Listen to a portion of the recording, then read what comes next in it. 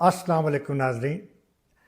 Balochistan international ताकतों का अखाड़ा है और अखाड़ा रहेगा। इस वक्त 8 बैरूनी ताकतें हैं जिनके बलूचिस्तान में मफादात उनके जुड़े हुए हैं। तो उसके ऊपर मैं आज बात करने जा रहा हूँ कि वो कौन कौन सी ताकतें हैं और उनकी क्या क्या उनके ऑब्जेक्टिव्स हैं, उनके मकासद हैं। इन ताकतों का बलूचिस्तान के अंदर इतना ओपनली ऑपरेट करना और इतना कॉवर्टली ऑपरेट करना, यानी सीक्रेटली ऑपरेट करना, ये हमारी अपनी कमज़ोरियों को इंडिकेट करती हैं। ये हमारी गवर्नमेंट की कमज़ोरियां हैं जो ये इंटरनेशनल पावर जो हैं वो बलूचिस्तान के अंदर दरदनाती फिर रही हैं। तो आइए आगाज़ करते हैं कि इंटरनेशनल ताकतों का अखाड़ा था। इस हवाले से बात करते हैं। सबसे पहले मैं लूँगा ब्रिटिश को और रशिया को, यूएसएसआर को। ये आपको पता है कि ब्रिटिश रूल कर रहा था इंडिया के ऊपर। तो ये मैं आपको लेके चलता हूँ मिड 19th सेंचुरी। उसमें लेके चलता हूँ कि उस वक्त जो ब्रिटिश गवर्नमेंट थी उसका क्या एजेंडा था। Basically it was driven, British policy Balochistan के हवाले से it was driven by Russian fear कि रशिया जो है वो वार्म वाटर्स तक पहुंचना चाहता है। रशिया जो है वो हेरात के रास्ते, वो कंधार के रास्ते, बलूचिस्तान से वो गल्फ़ पहुंचना चाहता है, तेल के ज़खायर तक पहुंचना चाहता है, इंडियन ओशन तक पहुंचना चाहता है। रशिया की ये ड्रीम बड़ी पुरानी थी उनकी ज्योग्राफी की वजह से। तो उसकी वजह से जो ब्रिटिश और जो रशिया के दरमियान जो राइवलरी स्टार्ट हुई 1830 ऑनवर्ड, 19वीं सेंचुरी में, वो ग्रेट गेम भी कहलाती है। तो ग्रेट गेम के हवाले से देखिए, जो ब्रिटिश जो थे ना वो इंटरेस्टेड नहीं थे बलूचिस्तान में आने में। वो कहते थे कि ये बैरन लैंड है, ये एक अनकल्टिवेटेड जगह है, तो वो उसमें इंटरेस्ट नहीं रखते थे। लेकिन वो उनके इंटरेस्ट डेवलप हुए 1830s में because of the Russian fear. तो उस हवाले से फिर ग्रेट गेम आगाज़ होती है 1831 में। तो ब्रिटिश बेसिकली इंटरेस्टेड हुआ बलूचिस्तान में और उन्होंने पहली जो उन्होंने चढ़ाई की वो 1831 में की थी। और उसके बाद 1839 में उन्होंने खान ऑफ कल्लात को अपने ज़ेर कर लिया था, उसका फॉल हो गया था। और उसके बाद से फिर ये इन्होंने कोयटा को भी ब्रिटिश ने टेक ओवर कर लिया। और उसके बाद आहिस्ता आहिस्ता बलूचिस्तान के अंदर जो इसकी पॉलिसी थी जो कि ब्रिटिश की, पहले जो 1830 से 1870 तक जो पॉलिसी थी वो क्लोज डोर पॉलिसी कहलाती थी कि अपने अंदर अपने आप को कंसोलिडेट करना है और इन ट्राइब्स को इनके साथ रिकन्सिलिएट करना है, पैच अप करना है। और उसके बाद 1870 से ऑनवर्ड उनका ख्वाब था कि उन्होंने जो पॉलिसी अपनाई थी वो अपनाई थी फॉरवर्ड पॉलिसी के, जिसके तहत उन्होंने कहा था कि हमारा अब जो टारगेट है वो हिंदू कुश माउंटेन्स हैं। हमारा टारगेट ये है कि अब रशिया और ब्रिटिश के दरमियान, यानी इंडिया के दरमियान, एक बफर स्टेट जो है वो इस्टेब्लिश करनी है, जैसे कि अफ़गानिस्तान है। तो इस तरह से ये ब्रिटिश जो गवर्नमेंट है उसकी जो है पॉलिसी वो इस तरह से एक्सपेंड की। उन्होंने फिर बोलान पास को भी टेक ओवर किया। वो बड़ा इंपॉर्टेंट था उनके लिए क्योंकि बोलान पास जो है वहाँ से इन्वेडर्स और नोमैड जो हैं वहाँ से वो इस रास्ते के ज़रिए बलूचिस्तान के अंदर आते थे।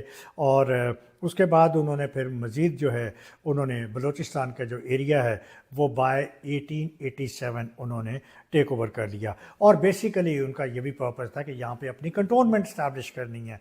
कोयटा में की और उन्होंने इस तरह और एरियाज़ में की। और उसका यही पर्पस था कि जनाब उन्होंने बेसिकली कंटेनमेंट ऑफ रशिया चाहते थे। और सेकेंड एंग्लो अफ़गान वॉर भी जो हुई थी, जो कि 1880 और 1892 के दरमियान हुई थी, उसकी वजह से ब्रिटिश गवर्नमेंट को रियलाइज़ हो गया था कि हमारे लिए बलूचिस्तान की कितनी अहमियत है। ब्रिटिश एम्पायर के बाद हम दूसरा जो मुल्क इसमें इंटरेस्टेड है या था वो था रशिया का मैं ऑलरेडी बता चुका हूँ कि रशिया की ज्योग्राफी लोकेशन इस तरह की है कि रशिया को अगर आप उसका नक्शा देखें तो उसके नॉर्थ और ईस्ट और वेस्ट की साइड पे सारा वो आर्कटिक ओशन है, वो फ्रोज़न समुंदर था। और रशिया की हमेशा से ये ख्वाहिश थी कि वो वार्म वाटर ऑफ अरेबियन सी पहुँच सके। उनके ज़ार जो ان کے لیڈرز تھے ان کی بھی یہ خواہش تھی مڈ 19th میں اور تھوڑا سا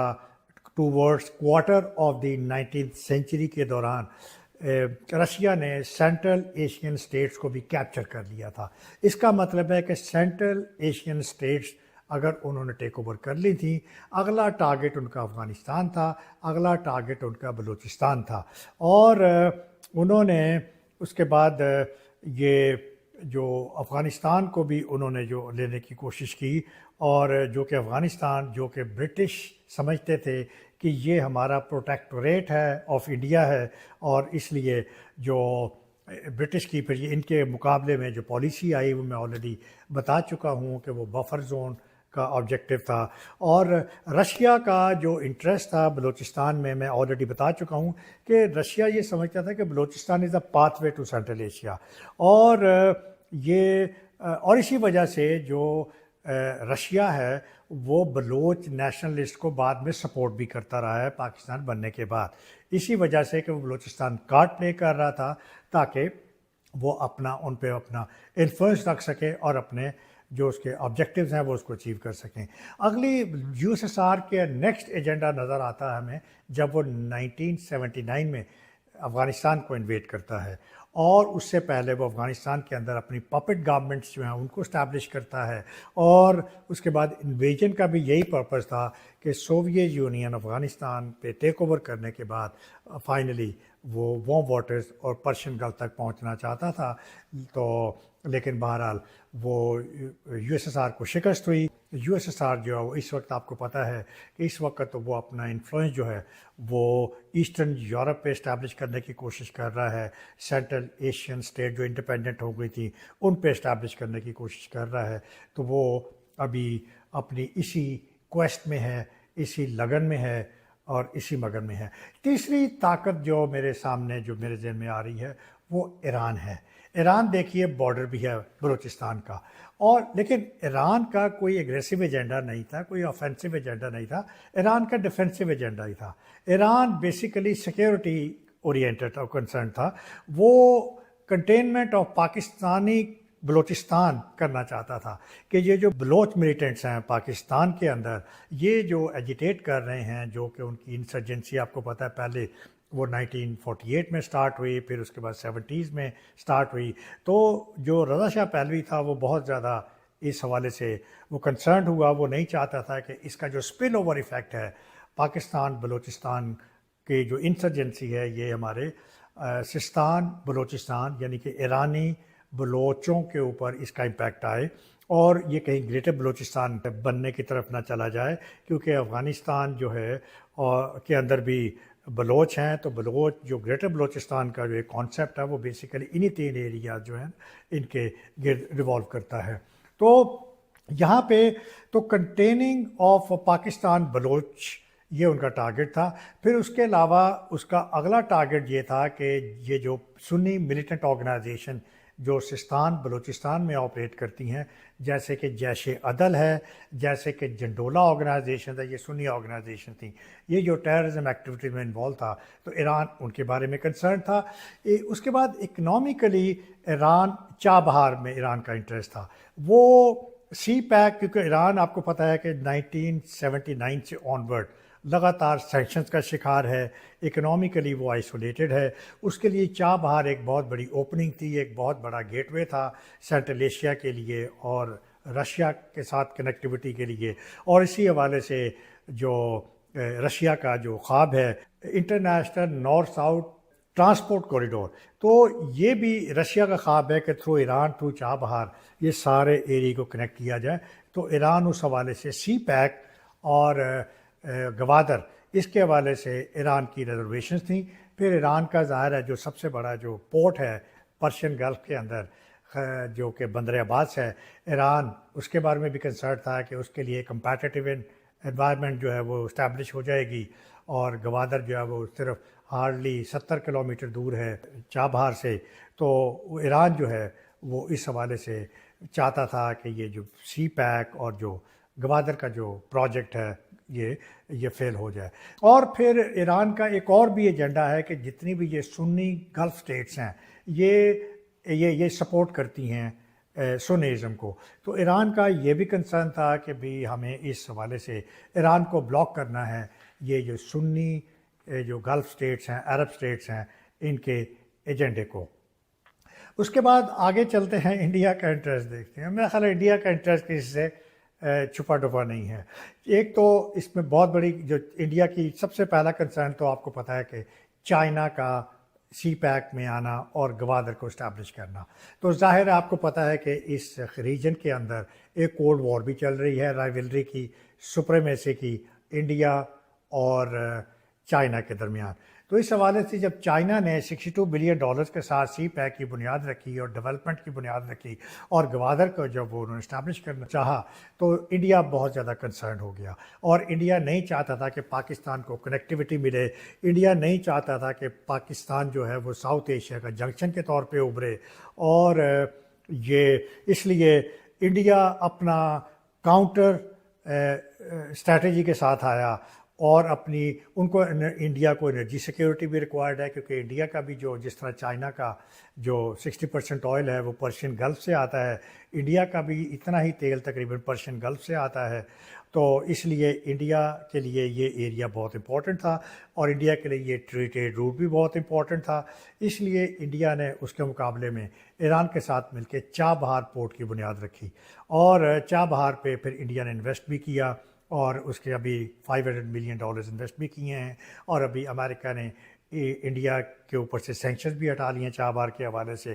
اس لیے انڈیا جو ہے وہاں سے نیوٹرلائز کرنے کی کوشش کر رہا ہے جو پاکستان کو جو ایج ملنے جا رہی ہے اکنامیکلی سی پیک کی وجہ سے، اور چائنا کا جو انفلوئنس اس خطے میں بڑھنے جا رہا ہے، انڈیا اس حوالے سے اس کو نیوٹرلائز کرنا چاہ رہا ہے سی پیک کے ذریعے. اور اس کے علاوہ انڈیا کا ایک اور بھی ایجنڈا ہے کہ انڈیا بلوچستان ایشو کو انٹرنیشنلائز کرنا چاہ رہا ہے.